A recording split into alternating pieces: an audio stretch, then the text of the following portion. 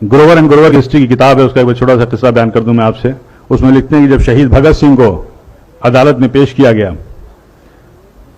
तो उस भरी अदालत में एक अंग्रेज ने उनसे सवाल किया कि 800 साल तक मुगलों ने हुकूमत की, तब तो आपने बम नहीं फेंका, और हमने सिर्फ 150 साल से हुकूमत की और आपने सेंट्रल लेजिस्लेटिव असेंबली में बम फेंक दिया। उसका बहुत अच्छा जवाब भगत सिंह ने दिया था कि देखिए, मुगलों ने जो हम पर राज किया है वो हमारे दिलों पर राज किया है, और उन्होंने इस मुल्क को सोने की चिड़िया बना दिया है, और इस सोने की चिड़िया की चमक से आप 7 समुंदर दूर से यहां तक आए हैं, और यहां पे आने के बाद अगर आपकी हुकूमत को अगर एक लफ्ज में, एक लाइन में कहा जाए तो वो ये है कि आपकी हुकूमत एक स्पंज की तरह है जो गंगा के किनारे हीरो और जवाहरात को चूस करके इंग्लैंड में जाकर के टेम्स नदी के किनारे निचोड़ती है, और वो इंग्लैंड मालामाल हो जाता है, और उस दौलत के मालामाल होने के बाद उससे आप अपनी तरक्की करते हैं।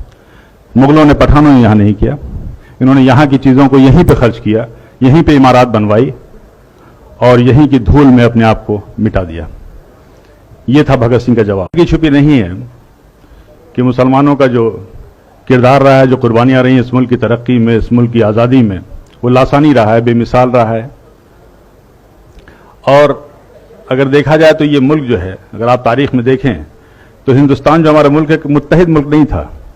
बेशुमार राजा रजवाड़े थे, रियासतें थीं, उस पर हुकूमत करते थे उन पर। लेकिन जब मुसलमान यहाँ पे आए हुकूमत के लिए, सबसे पहला जो काम उन्होंने किया था वो ये किया था कि इस मुल्क को एक किया था, वो बंगाल से लेकर अफगानिस्तान तक, और इस मुल्क को मुत्तहिद किया था। ये हमारी खूबियां थी। अगर जंगी निज़ाम की बात करें, जो हम वार स्ट्रेटजी की बात करते हैं, सबसे पहले तो इस मुल्क हिंदुस्तान में ज़हीरुद्दीन बाबर लाए थे। पहला जो रॉकेट था वो शेर मैसूर टीपू सुल्तान ने बनाया था, और ये तारीख में दर्ज है। बल्कि जो विलियम कॉन्ग्रेव था, जो कि एक्सपर्ट था इसका, वो अपनी किताब में लिखता है ये कि उनकी शहादत के बाद 1799 में जब शहीद हुए शेर मैसूर टीपू सुल्तान, तो उसको उन्होंने 1801 में जब्त करके वो इंग्लैंड ले गए, और 1801 से लेकर के 1805 तक उस पर तहकीक करते रहे, रिसर्च करते रहे, समझ नहीं पाए कि इसका सिस्टम क्या है, इसकी डिज़ाइन क्या है। तो उन्होंने एक किताब वहाँ से भेजी थी, और उस किताब का नाम था फतहुल मुजाहिदीन, और वो किताब आज भी पेरिस के म्यूजियम में रखी हुई है। और उस किताब को लिखने वाले टीपू सुल्तान थे, जिसमें डिटेल डिस्क्रिप्शन था कि ये जो रॉकेट है इसको कैसे इस्तेमाल किया जाए। तो ये वो पहली मिसाइल थी, आप गूगल में सर्च कीजिए, वो जो पहली मिसाइल थी मैसूरियन मिसाइल टीपू सुल्तान ने बनाया था। और आज जो आप मिसाइल देख रहे हैं, अग्नि मिसाइल, पृथ्वी मिसाइल, इसके भी बानी एपीजे अब्दुल कलाम है, जिनको आप मिसाइल मैन कहते हैं और जिनको फादर ऑफ मिसाइल कहते हैं। और अगर आप कस्टोडियन जो आप कहते हैं, जो रेवेन्यू का सिस्टम है, ये सब शेरशाह सूरी का दिया हुआ है, and he was one of the best administrator. Police का निजाम किया था, डाक का निजाम किया था, और सबसे पहली सड़क इस मुल्क में बनी थी शेरशाह सूरी ने बनवाई थी। करेंसी सिस्टम में बदलाव लाए थे। रुपए जो जिसको कहते हैं आप यूज, शेरशाह सूरी का वो था। ग्रैंड ट्रंक जो रोड थी कलकत्ता से लेकर के पेशावर तक, ग्रैंड ट्रंक रोड उसी की यादगार है। बगावत की, जंग आज़ादी की, तो पहली जो बगावत थी वो 1773 में हुई थी, और उसका नाम जो था, शायद आप में से ज्यादातर लोगों को मालूम होगा, फकीर एंड सन्यासी रिबेलियन नाम से नाम था।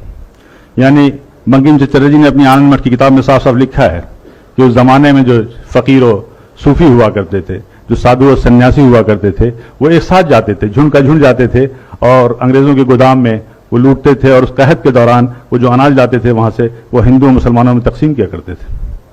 और ये सिलसिला तकरीबन 50 साल तक चला। इसका पूरा तारीख में डिस्क्रिप्शन है। पहली जो जंग आज़ादी थी वो 1857 की थी। और जिस फतवा वर्ड हम कहते हैं, जंग आज़ादी का सबसे पहला फतवा फजल हक खैराबादी ने दिया था।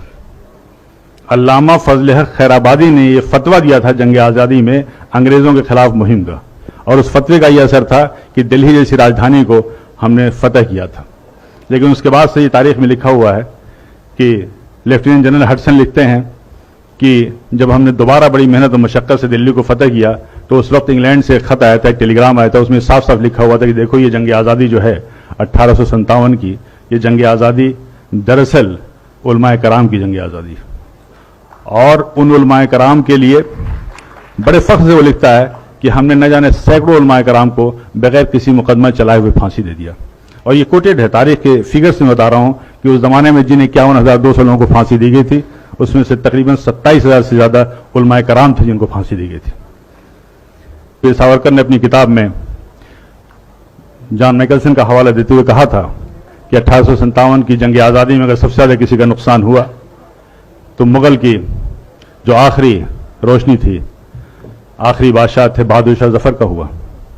और उन्होंने उसका जॉन मैकलसन का हवाला देते हुए लिखा है कि एक बार उनको नाश्ते पे जब उनसे इसरार किया गया तो बहादुर शाह जफर ने कहा था कि मुझे ख्वाहिश नहीं है। उसके बाद से वो लिखता है कि हम लोगों ने उनकी आंख में जहरीले ऑइंटमेंट लगाना शुरू कर दिए ताकि उनकी बीनाई चली जाए। और उन्हें इस बात का इल्म था कि इस्लामी कानून में, इस्लामी शरीयत में कोई नाबीना अंधा शख्स कहीं का हुक्मरान नहीं हो सकता। और फिर वो दिन भी आया जब उनसे उनकी मर्जी के खिलाफ नाश्ते में उनके प्लेट पे लाल मखमल से ढके हुए 3 सर लाए गए थे, जिनमें 2 सर उनके बेटों के थे और 1 सर उनके पोते का था। ये थी कुर्बानियां। क्या जुल्म सितम के बाद भी मुसलमानों के लिए कहना पड़ेगा कि जंग आज़ादी में शरीक थे या नहीं? क्या अब भी इस उन्वान की जरूरत है? अब भी इस प्रोग्राम की जरूरत है? क्या चांद सितारों की मौजूदगी के लिए बहस होगी? कतई नहीं।